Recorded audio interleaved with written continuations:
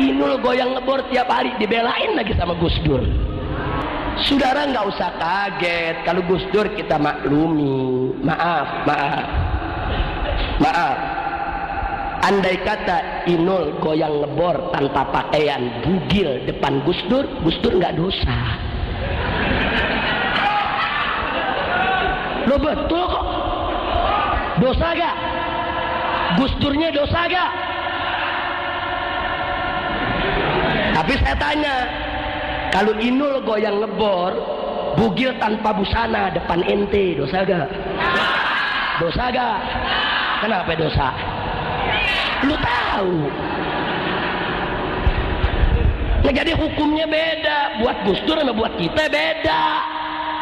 Betul? Waktu minta bantuan Gus Dur pakai ngebelain lagi, iya. Udah gitu pakai ngomong di TV, itu Habib Rizik umatnya mana? Iya. Dia pikir dia doang kali yang punya umat.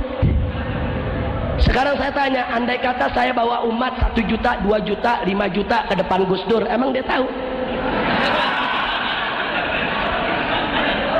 Saya bawa tuh umat, Gus, nih umat saya 5 juta, mana? Betul?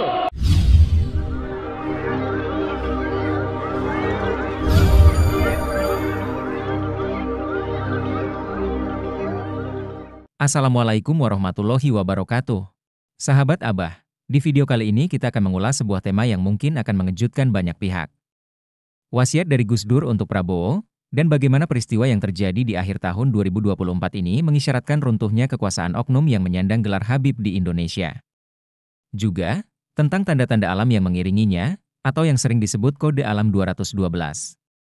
Mari kita simak bersama, semoga video ini bisa memberikan pencerahan untuk kita semua. Orang-orang itu kan tolol. Ya sudah, mau diapain? Kita sama orang tolol itu kan ya, bicaranya nggak bisa seperti anak-anak. Makanya saya bolak-balik bilang kepada pemerintah, tangkap itu Habib Rizik, selesai. Tangkap itu Habib Rizik, selesai. Bolak-balik ya dia lagi. Nabi Muhammad mengatakan, man kafara akhahu musliman bahwa kafirun. Barang siapa mengkafirkan sesama saudaranya yang beragama Islam, dia sendiri yang kafir. Orang boleh berbuat kekerasan hanya kalau diusir dari rumahnya. Idza ukhriju min diyarihim, kalau diusir dari rumah mereka, baru boleh kekerasan.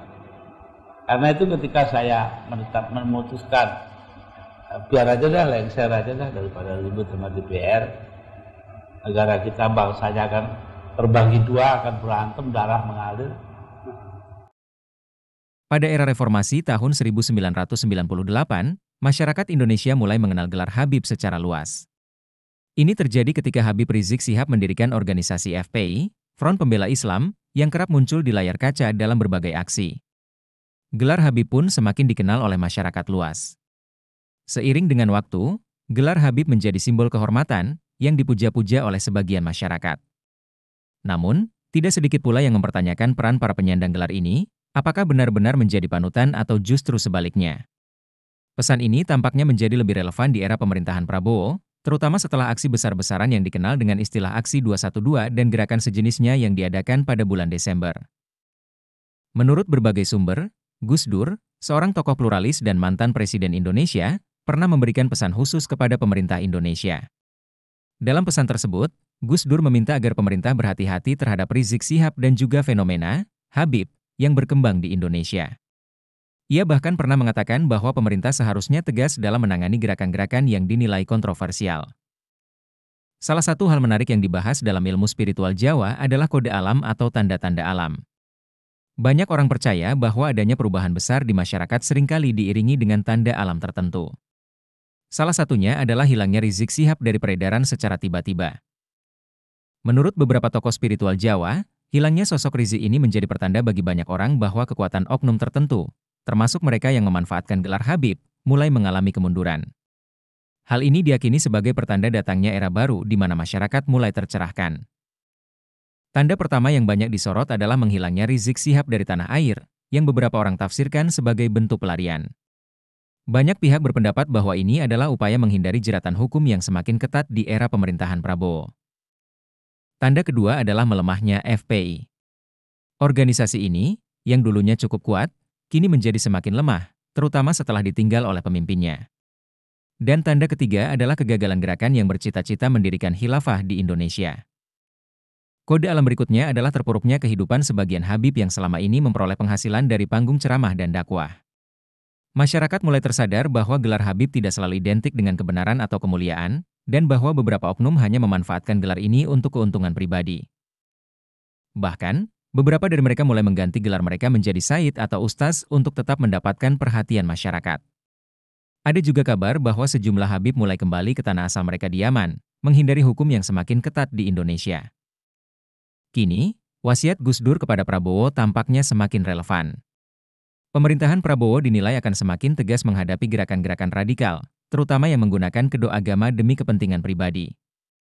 Pengaruh dari wasiat Gus Dur ini mungkin bisa menjadi pijakan kuat bagi Prabowo untuk menindak kelompok-kelompok radikal dengan kebijakan yang tegas dan adil, untuk menciptakan stabilitas di tengah masyarakat.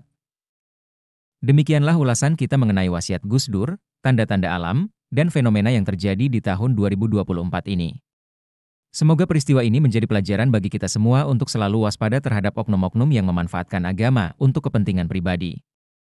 Mari kita berdoa agar Indonesia selalu berada dalam lindungan Allah Subhanahu wa Ta'ala dan dijauhkan dari fitnah dan perpecahan. Terima kasih telah menonton. Jangan lupa untuk like, subscribe dan aktifkan lonceng notifikasi agar tidak ketinggalan video-video selanjutnya. Wassalamualaikum warahmatullahi wabarakatuh.